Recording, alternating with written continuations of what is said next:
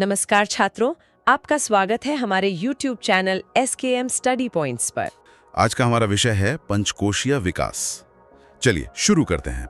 तो सबसे पहले एक भूमिका देखिए, जब हम कहते हैं बालक का विकास, तो इसका मतलब सिर्फ शारीरिक विकास नहीं होता। सही कहा।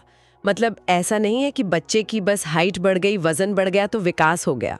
हाँ, विकास का मतलब है मानसिक, बौद्धिक, नैतिक और आध्यात्मिक, मतलब हर तरह से विकास होना। जी, और भारतीय दर्शन, खासकर हमारे उपनिषदों के अनुसार मनुष्य का विकास 5 स्तरों या कह सकते हैं 5 कोशों में होता है। और इन्हीं 5 स्तरों के एक क्रमिक और संतुलित विकास को पंचकोशीय विकास कहा जाता है। हाँ, संतुलित शब्द यहाँ बहुत जरूरी है, बैलेंस। बिल्कुल। और देखिए, परीक्षा में एक सवाल अक्सर आता है कि पंचकोशीय विकास का संबंध किस दर्शन से है। इसका जवाब बहुत सीधा है, भारतीय दर्शन, या अगर और स्पेसिफिक पूछा जाए तो तैत्तिरीय उपनिषद। सही।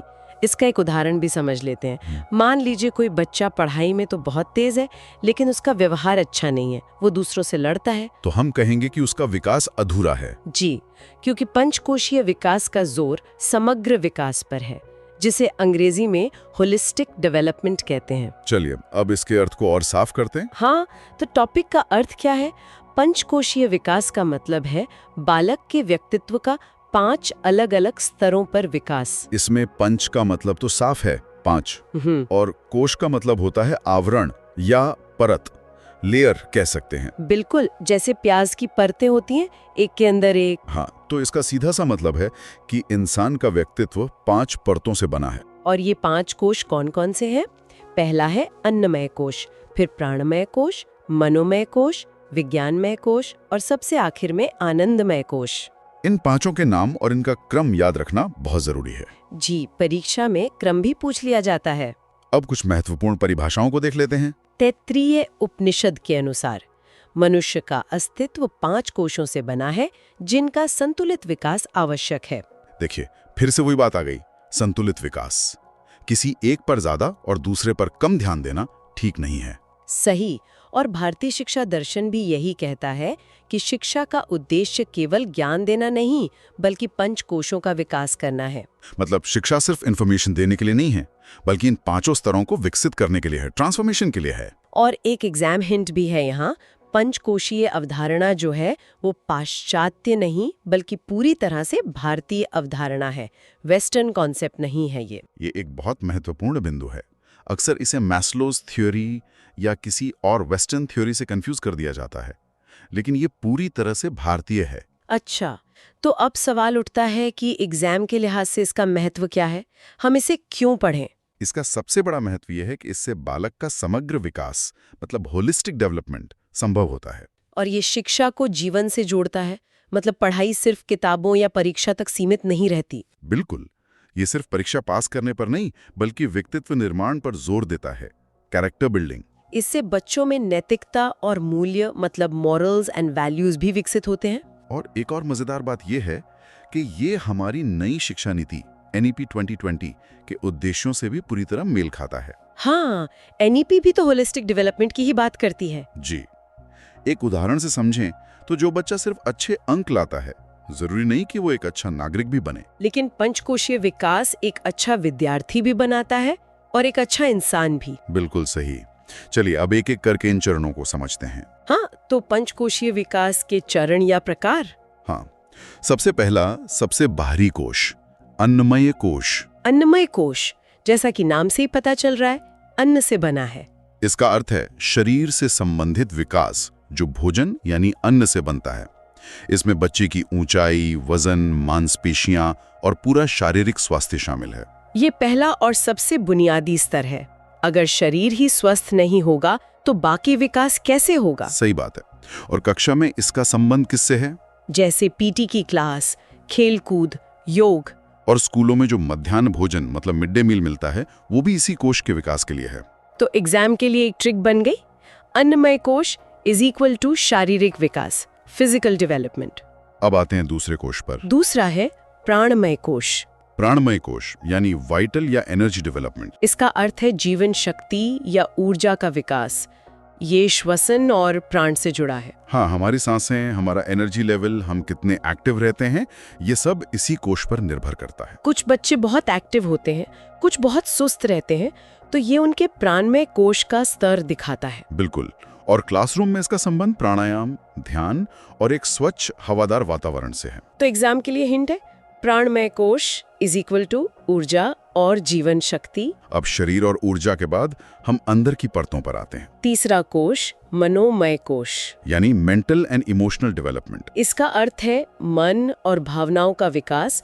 इसमें सोचने की क्षमता, भावनाएं जैसे डर, खुशी, गुस्सा और हमारी स्मरण शक्ति मतलब मेमोरी सब शामिल है। ये बहुत जरूरी स्तर है। बच्चे का मन कैसा है, उसकी भावनाएं कैसी हैं, ये उसकी पूरी लर्निंग को प्रभावित करता है। तो कक्षा में इसका संबंध किससे होगा? जैसे कहानी सुनाना, ग्रुप में काम करवाना। हाँ, और एक सकारात्मक सेफ क्लासरूम एनवायरनमेंट बनाना जहां बच्चा अपनी बात कह सके। तो एग्जाम ट्रिक हुई, मनोमय कोश इज इक्वल टू मानसिक प्लस भावनात्मक विकास। चलिए अब चौथे कोश पर चलते हैं। चौथा है विज्ञानमय कोश, यानी इंटेलेक्चुअल डेवलपमेंट। इसका अर्थ है बुद्धि और विवेक का विकास। इसमें तर्क शक्ति मतलब रीजनिंग, सही गलत का निर्णय लेने की क्षमता और प्रॉब्लम सॉल्विंग स्किल्स शामिल हैं। अब देखिए, मनोमय कोश मन था और विज्ञानमय कोश बुद्धि है। दोनों में फर्क है। हाँ, मन सिर्फ सोचता है, भावनाएं महसूस करता है, बुद्धि उस पर तर्क करके फैसला लेती है। बिल्कुल।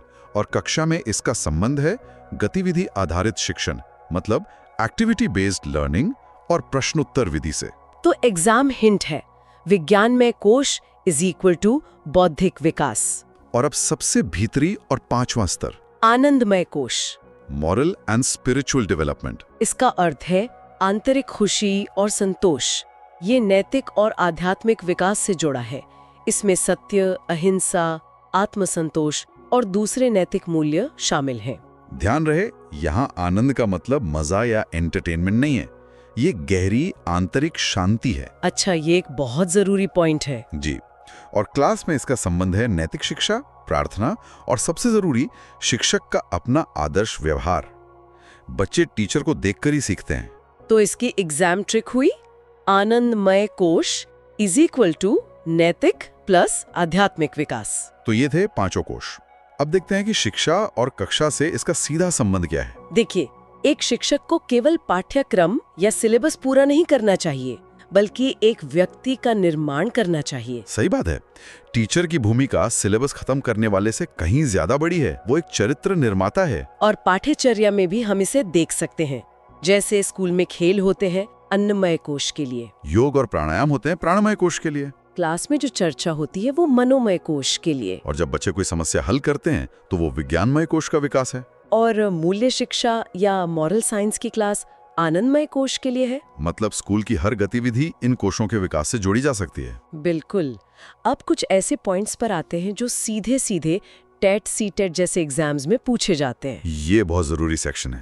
पहला पॉइंट, पंचकोशीय विकास एक भारतीय अवधारणा है। दूसरा, पांचों कोशों का नाम और उनका सही क्रम याद होना चाहिए, अन्नमय से आनंदमय तक। तीसरा, कौन सा कोश किस विकास से जुड़ा है, इसका मिलान करने को आ सकता है। जैसे अन्नमय इज इक्वल टू शारीरिक। चौथा, यह समग्र विकास यानी होलिस्टिक डेवलपमेंट का आधार है। और पांचवा, इसका नई शिक्षा नीति 2020 से गहरा संबंध है। जी, परीक्षा के लिए ये बिंदु सबसे ज्यादा महत्वपूर्ण है। अब कुछ आम गलतफहमियों की भी बात कर लेते हैं जो इस टॉपिक को लेकर होती हैं। हाँ, ये भी जरूरी है ताकि कॉन्सेप्ट में कोई कंफ्यूजन ना रहे। पहली गलतफहमी, ये केवल शारीरिक विकास नहीं है। नहीं, ये पांचों स्तरों का विकास है। दूसरी, ये आधुनिक मनोविज्ञान का हिस्सा नहीं बल्कि भारतीय दर्शन से जुड़ा है। जी, इसका स्रोत उपनिषद हैं, कोई वेस्टर्न साइकोलॉजिस्ट नहीं। और तीसरी, जो आपने पहले भी बताई थी कि आनंदमय कोश का अर्थ केवल खुशी या मजा नहीं बल्कि आंतरिक संतोष है, डीप इनर पीस। इन बिंदुओं पर ध्यान देना जरूरी है ताकि कोई भ्रम न रहे। तो अब हम निष्कर्ष पर आते हैं। संक्षेप में हम क्या कह सकते हैं? हम कह सकते हैं कि पंचकोशीय विकास बालक को एक पूर्ण इंसान बनाता है, सिर्फ एक दिमागी मशीन नहीं। और शिक्षक का ये कर्तव्य है कि वो इन पांचों कोशों के विकास पर ध्यान दे। यही श्रेष्ठ शिक्षा का असली उद्देश्य है। अंत में हम कह सकते हैं कि एक अच्छा शिक्षक वो ही है जो बच्चे के इन 5 स्तरों का विकास करे ताकि वो एक संपूर्ण व्यक्ति बन सके। चलिए अब एक क्विक रिवीजन कर लेते हैं।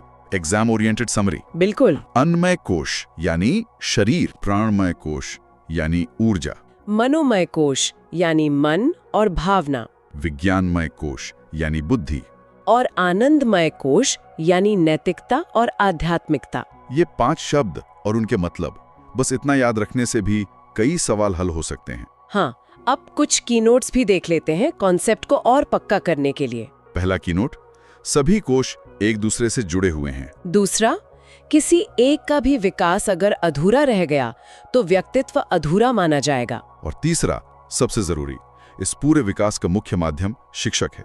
Teacher is the main medium. बहुत बढ़िया। तो आज हमने पंचकोशीय विकास के कॉन्सेप्ट को काफी गहराई से समझा। उम्मीद है कि हमारे छात्रों को ये विषय अब पूरी तरह से स्पष्ट हो गया होगा। अपनी पढ़ाई पर ध्यान केंद्रित रखें। जी, और अगर आपको ये वीडियो उपयोगी लगा हो तो हमारे चैनल को सब्सक्राइब करना न भूलें और अगली वीडियो के लिए बने रहें। नमस्कार। नमस्कार।